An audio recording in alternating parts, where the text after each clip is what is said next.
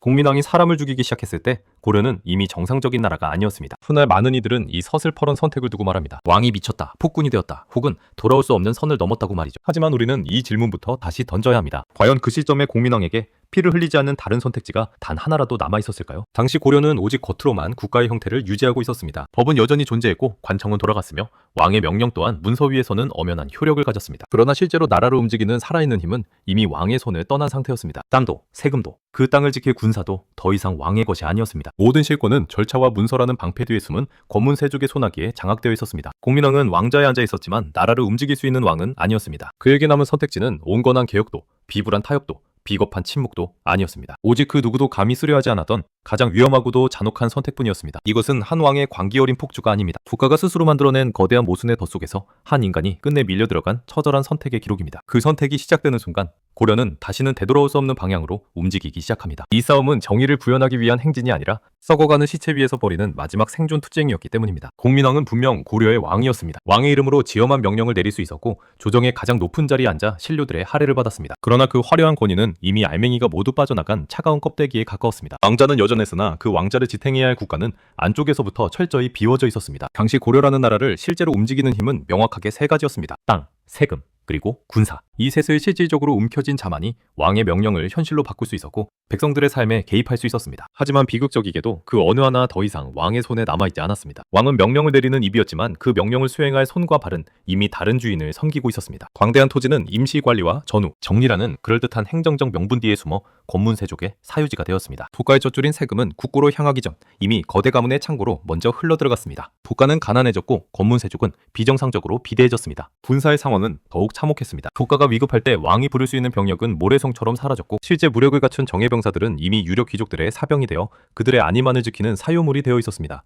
이제 왕의 명령은 현실을 움직이는 실질적인 힘이 아니었습니다. 그것은 오직 보고서와 문서 속에서만 완벽하게 작동하는 죽은 문장에 불과했습니다. 왕의 입에서 나온 명령은 지방 관청으로 내려가지만 그 어디에서도 실행되지 않았습니다. 실행되지 않는 명령은 권위를 잃었고 권위를 잃은 왕의 말은 곧 누구나 가볍게 무시할 수 있는 공허한 소음으로 전락했습니다. 왕은 존재했으나 그 존재는 이미 국가 시스템에서 고립된 외딴섬과 같았습니다. 회사도 조직도 2단계에 이르면 정상적인 방법으로는 절대 바뀌지 않습니다. 공민왕은 이 절망적인 상황을 그 누구보다 냉철하고 정확하게 꿰뚫어 보고 있었습니다. 그래서 그는 더 이상 무의미한 명령을 남발하지 않았고 지켜지지 않을 새로운 법을 만드는데 힘을 낭비하지도 않았습니다. 이미 기존의 시스템이 권문세족이라는 기생충에게 완전히 장악당해 그 어떤 정상적인 투입으로도 올바른 결과를 낼 수 없다는 사실을 뼈저리게 알고 있었기 때문입니다. 이 시점에 공민왕은 강력한 권력을 휘두르는 왕이 아니었습니다. 그는 권력이 증발해버린 텅 빈 자리에 홀로 앉아있는 고독한 감시자였습니다. 바로 이 무력한 왕권 위에서 공민왕의 다음 선택은 점점 더 극단적이고 위험한 방향으로 밀려가기 시작합니다. 시스템이 죽어버린 나라에서 시스템을 고치는 것이 불가능하다면 남은 방법은 단 하나뿐이었기 때문입니다. 바로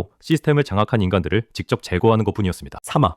수많은 이들은 역사를 되짚으며 묻습니다. 그렇다면 왜 공민왕은 좀 더 차근차근 법을 고치지 않았는가?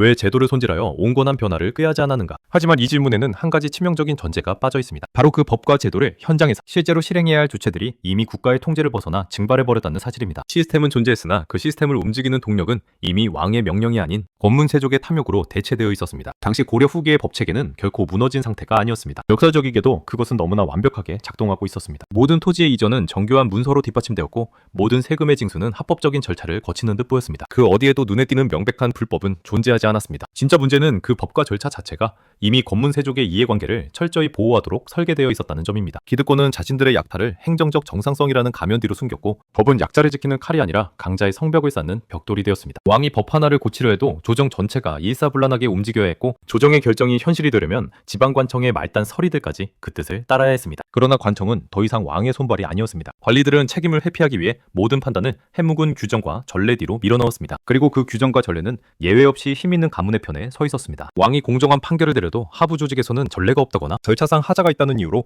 교묘하게 그 집행을 무력화했습니다. 이 견고한 구조 속에서 개혁은 곧 국가 시스템에 대한 자기 부정이었습니다. 왕이 법의 테두리를 벗어나 강제로 질서를 뒤집는 순간 그는 스스로 국가의 근간을 파괴하는 자가 되어야 했습니다. 그것은 단순한 개혁이 아니라 사실상의 내란이었고 공민왕은 그 선택이 가져올 파국적 결과가 얼마나 참혹할지 누구보다 잘 알고 있었습니다. 국가를 살리기 위해 국가의 질서를 파괴해야만 하는 이 모순적인 상황은 왕을 끝없는 고뇌로 몰아넣었습니다. 법은 서슬퍼렇게 살아있었고 절차는 한치의 오차도 없이 완벽했습니다. 그러나 바로 그 완벽함이라는 늪 속에서 국가는 단 한 발자국도 앞으로 나아가지 못한 채 서서히 질식해가고 있었습니다. 시스템이 살아있는 한 그 안에서는 그 어떤 정상적인 변화도 불가능했습니다. 이미 암세포가 장기 전체를 장악해버린 몸에 영양제를 투여하는 것은 아무런 의미가 없었습니다. 결국 이 막다른 지점에서 공민왕에게 남은 선택지는 더욱 잔혹하고 선명한 방향으로 수렴하기 시작합니다. 법으로 고칠 수 없다면 법이라는 방패를 들고 있는 존재 자체를 흔드는 수밖에 없었습니다. 시스템을 장악한 자들이 시스템 뒤에서 비웃고 있다면 그들이 믿고 있는 그 시스템 자체를 피로 물들여 찢어버려야 했습니다. 이제 공민왕은 붓이 아닌 칼을, 법전이 아닌 피해의 선택을 준비하기 시작합니다. 공민왕의 선택은 결코 찰나의 충동이 아니었습니다. 그것은 단순한 분노의 폭발도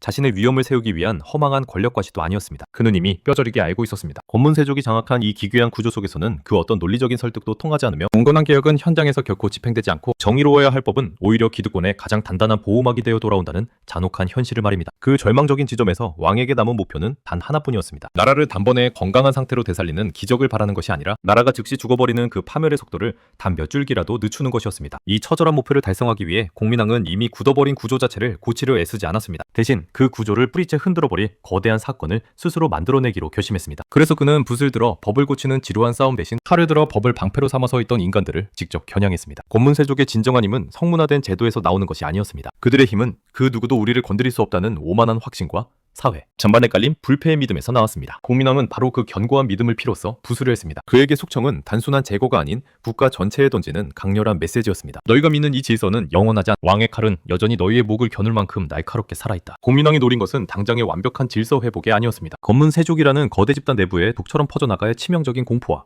그로 인해 발생할 내부의 균열이었습니다. 이 선택은 소름 돋을 정도로 치밀했습니다. 그의 칼날은 결코 무차별적이지 않았고 요란하게 왕권을 과시하며 춤추지도 않았습니다. 그는 상징성이 가장 큰 지점을 현미경으로 보듯 정확히 골라냈습니다. 권문세족의 핵심을 이루던 거물들, 그리고 그들이 뒷배로 믿고 의지하던 원나라와의 연줄과 보호막을 하나씩 그러나 확실하게 끊어냈습니다. 공민왕은 이 극단적인 선택이 가져올 대가를 몰랐던 것이 아닙니다. 궁궐 앞마당에 피를 흘리는 그 순간부터 왕으로서의 명분과 자신의 운명은 더 이상 안전한 과거로 되돌아갈 수 없다는 사실을 누구보다 잘 알고 있었습니다. 그러나 그는 통치자로서 냉정하게 계산했습니다. 아무것도 하지 않아 나라가 질식해 죽어가는 시간과 피를 흘려서라도 기득권의 벽에 균열을 만드는 시간 중 어느 쪽이 더 많은 백성의 생명을 보존할 수 있는지를 말입니다. 이 순간 공민왕은 더 이상 인자한 개혁가가 아니었습니다. 그는 이미 법의 언어가 무력해진 나라에서 그 언어를 포기한 통치자였고 오직 폭력을 통해서만 질서를 흔들 수밖에 없었던 체스판 위의 마지막 플레이어였습니다. 그리고 이 차가운 결단은 곧 피비린내 나는 현실이 됩니다. 기철을 비롯한 친원 세력에 대한 숙청은 시작되었고 수십 년간 요지부동이었던 고려의 권력 구조는 역사상 처음으로 피를 흘리기 시작합니다. 숙청은 분명 거대한 충격이었습니다. 기철을 비롯하여 고려를 짓누르던 친원, 권문세족의 핵심 인물들이 단숨에 제거되자 지식해가던 조정은 잠시나마 숨을 고르는 듯 보였습니다. 왕의 칼이 단순한 위협이 아니라 실제로 작동한다는 사실은 모두의 뇌리에 깊게 각인되었고 수십 년간 요지부동이던 권력의 견고한 벽에도 드디어 선명한 균열이 생긴 것처럼 보였습니다. 그러나 그것은 짧은 희망이 빚어낸 거대한 착각에 불과했습니다. 공민왕의 숙청은 악취나는 고름을 짜냈을지언정 고름을 만드는 구조 자체를 무너뜨리지는 못했습니다. 오히려 이 피비린내 나는 사건은 구조가 스스로를 보호하고 인화하는 방식을 학습하는 결정적인 계기가 되었습니다. 권문세족은 더 이상 왕의 눈에 띄는 한 덩어리로 움직이지 않았습니다. 대신 그들은 서로를 감시하며 책임을 분산했고 왕의 시선이 닿지 않는 어두운 지점으로 더 깊숙이 숨어들었습니다. 권력은 중앙에서 사라진 것처럼 보였으나 실제로는 지방의 토지와 사적 네트워크 속으로 더욱 촘촘하고 은밀하게 분산되어 뿌리를 내렸습니다. 가장 먼저 바뀐 것은 그들의 행동이 아니라 태도였습니다. 이전의 오만한 과시는 사라졌지만 그 자리를 대신한 것은 더 조용하고 잔인한 계산이었습니다. 노골적인 탐욕 대신 복잡한 문서가 늘어났고 대놓고 휘두르던 폭력 대신 정교한 절차가 강화되었습니다. 그들은 이제 더 이상 왕에게 정면으로 도전하지 않았습니다. 대신 왕이 도저히 개입할 수 없는 행정의 사각지대에서만 영리하게 움직였습니다. 또한 숙청은 역설적으로 권문세족 내부의 결속을 강화하는 접착제가 되었습니다. 다음 칼날은 내 목을 겨눌 수 있다는 공포는 각자의 탐욕을 잠시 내려놓게 만들었고 그 공포는 곧 생존을 위한 침묵의 동맹으로 굳어졌습니다. 이제 그들은 단순한 경쟁자가 아니라 서로의 죄와 탐욕을 덮어주며 생존을 보장하는 끈끈한 공범이 되었습니다. 왕이 한 명을 죽이면 나머지 100명이 손을 잡고 왕을 고립시키는 거대한 벽이 된 것입니다. 결국 국가는 숙청 이전보다 더 깊은 공경에 빠졌습니다. 왕권은 숙청으로 강해진 것이 아니라 오히려 적들로 가득 찬 광야에 홀로 버려진 고립 상태에 놓였습니다. 권문세족은 진화하여 살아남았고 피를 흘린 왕은 조정에서 유령처럼 혼자가 되었습니다. 시스템은 핵심 인물 몇 명의 죽음으로 흔들리지 않았으며 오히려 그 죽음의 공포를 양분 삼아 자신들의 수법을 더 단단하게 흡수하고 보완했습니다. 이 지점에서 고려는 돌이킬 수 없는 파국의 단계로 넘어갑니다. 이제 문제는 더 이상 권문세족이 얼마나 나쁜가 혹은 왕의 선택이 옳았는가가 아니었습니다. 축청이라는 극단적인 수단을 썼음에도 불구하고 본질적으로 아무것도 바뀌지 않았다는 절망적인 사실, 그리고 그 무력함을 온 나라의 백성과 신료들이 알아버렸다는 점이 고려를 진정으로 파괴하고 있었습니다. 왕은 괴물에게 깊은 상처를 입혔지만 괴물은 죽지 않았습니다. 오히려 괴물은 왕의 공격 방식을 배웠고 적응했으며 자신을 건드린 왕의 손을 어떻게 서서히 썩게 만들어 고립시켜야 하는지를 터득했습니다. 이제 고려를 실질적으로 지배하는 것은 사람이 아니었습니다. 그것은 죽음조차 비웃으며 끝내 살아남는 비정한 구조 그 자체였습니다. 결국 공민왕은 이 나라를 구하지 못했습니다. 그의 칼은 실제로 피를 흘리게 만들었고 권문세족이라는 괴물에게 분명한 상처를 남겼습니다. 그러나 그것으로 끝이었습니다. 한 사람의 처절한 결단은 구조를 흔들 수는 있었지만 그 거대한 구조를 대신해 나라를 움직일 새로운 동력까지 만들어내지는 못했습니다. 왕은 철저히 고립되었습니다. 귀족들은 침묵 속에서 더욱 견고하게 결속했고 관청은 이전보다 더 깊숙이 절차라는 방패 뒤로 숨어버렸습니다. 이제 고려에는 무언가를 바꾸려 시도하다가 온전히 살아남을 수 있는 자리가 완전히 사라져버렸습니다. 왕마저 실패한 뒤 이 나라에 남은 사람들은 더 이상 무엇이 옳은가를 묻지 않았습니다. 대신 그들은 단 하나의 질문만을 처절하게 붙들기 시작했습니다. 어떻게 하면 이 지옥에서 살아남을 것인가? 그리고 바로 그 지점에서 고려의 운명은